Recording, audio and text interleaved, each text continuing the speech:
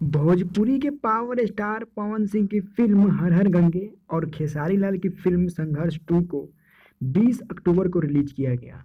दोस्तों, एक बड़े मंच पे पवन सिंह ने ये कहा कि तोहरा जैसन भाई कहा खेसारी लाल यादव को, और एक दूसरे के बीच में दोस्ती जो थी वो एक बार फिर से गहरा हो गया। लेकिन सुनने में ये आ रहा है और देखने से ये पता चल रहा है कि दोनों के बीच में दुश्मनी अभी खत्म नहीं हुई। अगर दोनों के बीच में दुश्मनी खत्म हो गई होती तो दोनों अपनी अपनी फिल्म को एक दिन रिलीज नहीं करते। दोस्तों, आप कमेंट बॉक्स में अपना राय जरूर दीजिएगा, आपको क्या लगता है खेसारी लाल और पवन सिंह एक हो गए हैं? अगर एक हो गए हैं तो दोनों ने एक ही दिन अपनी फिल्म को क्यों रिलीज किया? और रिलीज करने के बाद में आज खेसारी लाल की फिल्म संघर्ष 2 सबसे ऊपर है, वहीं पे पवन सिंह की फिल्म हर हर गंगे की बात करें तो हर हर गंगे आज फ्लॉप हो चुकी है। वीडियो पसंद आए तो वीडियो को लाइक करें और चैनल को सब्सक्राइब करें, ताकि हम एक से बढ़ के एक वीडियो आपके लिए लेकर आते रहें।